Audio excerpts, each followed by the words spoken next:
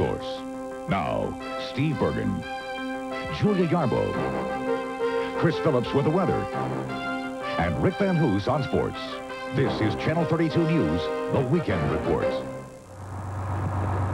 About 30 minutes after a good downpour, it started filling up like this. And the first thing I noticed was over here at Churchill Downs. Central was just like a river. And this is all backing up. And everywhere I've been, up and down this street in Central, is just nothing but a big flood. I mean, it's like knee-deep to hip-deep over here. A day of thunder and lightning, heavy rain and floods, and at least 2 people are dead and thousands more inconvenienced. Good evening. Topping the weekend report, the worst flooding to hit our area in nearly 10 years. A major storm rolled in late last night and dropped up to 5 inches of rain on surrounding communities. We have special team coverage this evening, beginning with Reed Yadon, who is in the skies above southern Indiana, taking a look at one of the hardest hit areas. Reed?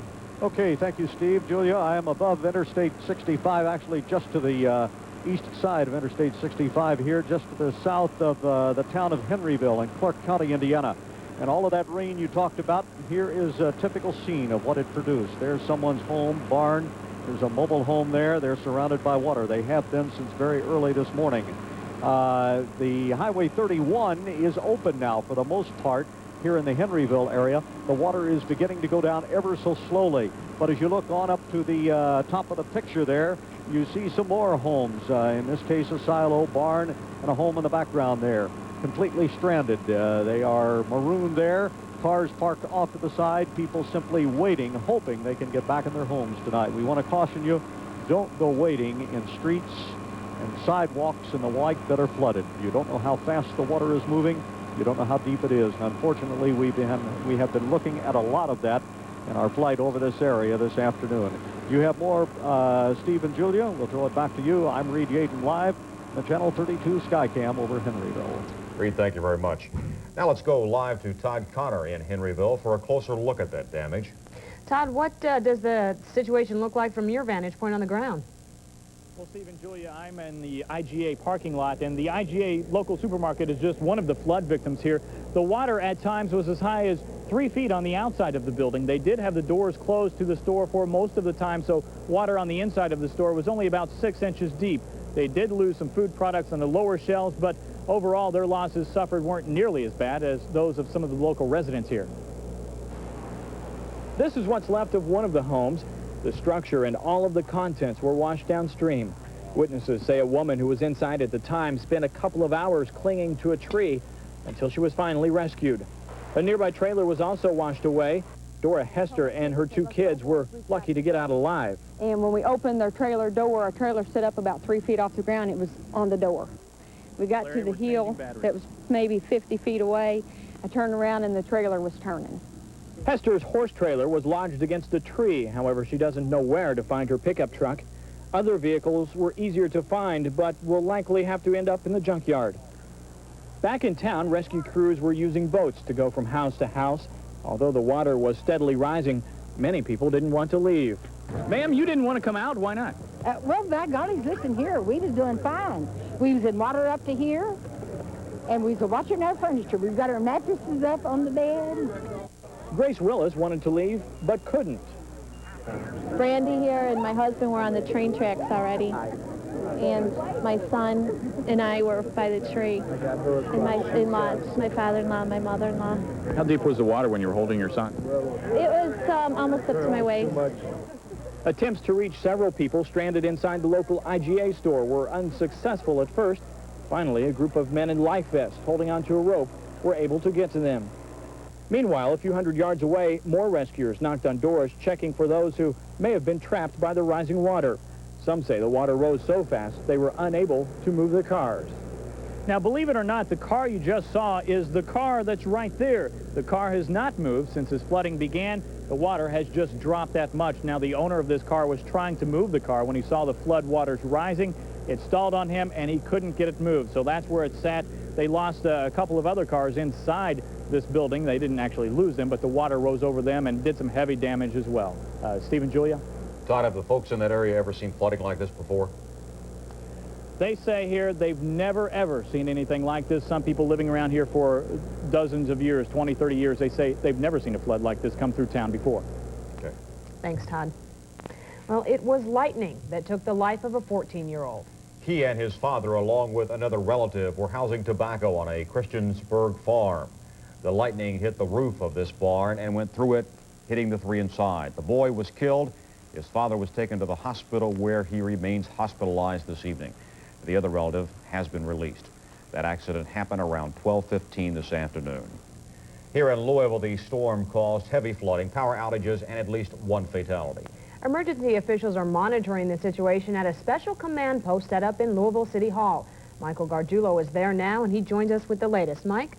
Julia and Steve, this is the Emergency Operating Center here at City Hall, and what happens here is all representatives from, you see the Mayor, Jerry Abramson over there, police representatives, fire representatives, people from LG&E, the Red Cross. They're all here to coordinate their actions and to monitor the situation. We have some late information we'd like to give you as far as the power outage situation. Currently, we have 6,500 customers of LG&E still out, 66 power lines down. We also have word from the police department that they're dispatching some extra crews to Bearcrest Creek, which is flowing very quickly around the Seneca Park area, so they want to get some police there to make sure that everything's okay. The Red Cross is operating two shelters for this evening. We want to give you the names and the location. The first one is at Doss High School at St. Andrews Church Road. The second one on Thomas Jefferson Middle School, and that's Rangeland and Poplar Level Road. So that's what's happening here. That's the latest here. But let's take a look at what happened with the storm that actually began late last night. The most gruesome discovery today was made at the overpass at Floyd and Hill Street. A car that had been completely submerged by floodwater suddenly surfaced. Inside, the body of a 52-year-old female was found. And we went down there, we got out, untangled out of the seatbelt, and brought her out, and brought her up here. And that time, the paramedics come up, and they took over from there. Central was just like a river. Just outside the gates of Churchill Downs, 4 feet of water swamped cars on Central Avenue. It started raining, and it didn't back up at first, but then about 30 minutes after a good downpour, it started filling up like this. Not far away, Floyd Street was littered with cars that had to be abandoned after they were stalled by floodwaters. Over half of the campus of the U of L, 32 buildings, were flooded by the storm. Most of the flooding was concentrated in basements, but fortunately, the computers located in the basement of the University Center seemed to escape damage. A home video camera captured this scene of a Fern Creek firefighter as he was carried from the wreck of his fire truck on Hens Trace Road. In all, 6 firefighters were injured when the truck overturned while rushing to the scene of a lightning strike. This particular fire unit was coming down the hill. They had stopped at the top of the traffic bump, and it was raining very heavily, and the roadway was extremely slick, and the truck broke traction and went into a skid and turned over.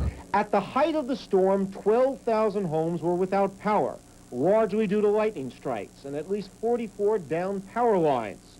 One of those strikes hit the chimney of Austin's restaurant on Brownsboro Road. Metropolitan Sewer District says their system is overloaded in some areas, leaving them especially vulnerable to more flooding. I got it up there, I started getting water out of it. There were some private victories, though. The Cochran family was able to salvage their car from the spot where it had been nearly covered in 4 feet of water. I sat in it, and it came up to here on me. We're about right here. It was a common sentiment on a day when many people were amazed that it could rain so hard for so long and that things could get so bad so quickly. We are joined live now by Mayor Jerry Abramson. Mayor, you're here in the control center. What's your biggest concern right now? Mike, we've been here since about 11:30, and things have settled down. We took over 1,000 calls on 911. We're concerned still out in the Taylor Boulevard area. There's still a lot of water out in that area. We've got 2 facilities open for those that we have to relocate out at Doss High School and Thomas Jefferson. The tragedy at Cardinal and Railroad is really something that is difficult. We're checking under each of the viaducts, either walking through them if the water's below head level, or in fact we have diving teams out. It was really a very difficult day, but everybody coordinated well around here. Everyone came together, and I think we made the best out of it as we possibly could. They had enormous number of problems in the basements throughout this community, but people responded well. They handled it in terms of not touching the electric wires down in their basements and, you know, leaving the gas off from the meter. So it looks like things worked out okay. We had a building collapse. We had a roof collapse. It's been a tough day. Okay, Mayor, I know you've got a lot to get going here, and thanks for joining us, and we hope you were able to go home soon along with everyone else here in the Emergency Operations Center. We hope so, too. Thanks a lot, Mayor. Okay, Julie and Steve, that's the situation here. Back to you. Well, Mike, you just mentioned about the folks heading home. How long do the officials plan to stay at the command center this evening? And Julia, I really should correct myself there. They're waiting to see what's going to happen with this next batch of weather we're talking about, whether to see whether that's going to cause more problems or whether they're going to be able to handle the things that we have going now. But I don't think it's going to be an early night for anyone here in the Emergency Operating Center. Julie and Steve? Thank you very much. And Thanks, of Mike. course, the person who can tell us about any weather coming our way is Chris Phillips. He has been monitoring the storm and the flooding throughout the day in the Weather Center. Chris, tell us about it. Well, Steve and Julia, there's an old saying, when it rains, it pours, and that was certainly the case today. We're coming off a week that may be the best weather week in this area in memory, and into today, which may be, or certainly is, one of the worst in local memory with flooding and so on. There is some more rain in the forecast. We also can show you a weather's eye view of the storms that came through here, and we'll show you all that, starting right now with the WLKY Tower Cam. The view back to the city, very gloomy right now. Some more clouds, and looks like some more rain ready to move into our town. Our current conditions, well, it's 81 degrees and still enough humidity to really build some clouds and some more rains in there. The wind is from the south at 6. The significant thing is the direction. Steve and Julia, from the south, it's still pushing some more moisture this way. Barometer is steady at this hour. Our numbers for today, a high of 82 degrees. That is well under a normal high. Obviously, it rained down. We couldn't get a lot of sunshine in here to get some heating. And our early morning low was 72 degrees. Now, here's our local rain count. Stanford Field, the airport, picking up a little over 3 inches. Meanwhile, we got about 2 1/3 inches here at WLKY. However, some people, well, north around the Scottsburg area and so on, picking up 4 and even in some cases nearly 5 inches of rain. All right, let's take the satellite back 24 hours and show you the pictures from the eye in the sky. We'll go ahead and put this into motion. You can see this large system existed well yesterday right down the Mississippi River. As it comes in here, it starts to break up. Then watch this little cell start to pop right here. Boom, that's where our floods are coming from. That rain cell got very high, very full of water. They seem to drop it all out over us. This is the culprit right here. It's a trough, a low-pressure area that extends from the Ohio Valley well up into the Great Lakes, and that is continuing to drop weather, as you can see from our regional radar view. Most of the rain is in southern Kentucky right now. There is some rain to the west of the city, and it is moving east. Some of the areas in Indiana to the west of the city are getting rain right now. You can see huge rain bands sweeping with this system all the way up north. We can show you from radar. We have a radar loop to show you how the system came through and what became of that. The system coming through, there it is, just about the time the storms came. You can see everything turning red and popping. There's the very heavy rains coming through our area, and moving finally off to the southeast, not before they dump lots of rain through. And one more radar for you to look at. This is local live radar scanning 120 miles. We can see that to the western edge of the city, some rain is falling right now. Also just immediately to the southeast of the city, and some more rain coming across the state of Indiana. So we will look for more rain in the forecast. We are looking for a day tomorrow that is, well, rainy to the west. I think we'll be able to dry out around here a little bit, but the next system is starting to push in. Here's our forecast right now at the Channel 32 Weather Center. Let me mention also right now that there is a flash flood watch in effect. This is a watch until 11 o'clock, primarily because of all of the water that we have received so far and the possibility of some more rain. In the forecast tonight, cloudy showers and thunderstorms are likely in the next few hours, a low 70 to 75 degrees. For your Sunday, some sunshine. It's going to be a hot, humid one, though, with a high near 90. And as we take a look at the outlook on down the week, well, it's going to be hot and humid throughout, and a chance of those afternoon showers coming back about midweek. So make no doubt about it, it is August. The weather is going to feel like it. And Steve and Julia, reminder, once again, we still have a flash flood watch until 11 p.m. this evening. Thanks a lot, Chris. Thank you much. Up next, we'll have the rest of the day's news on Saturday.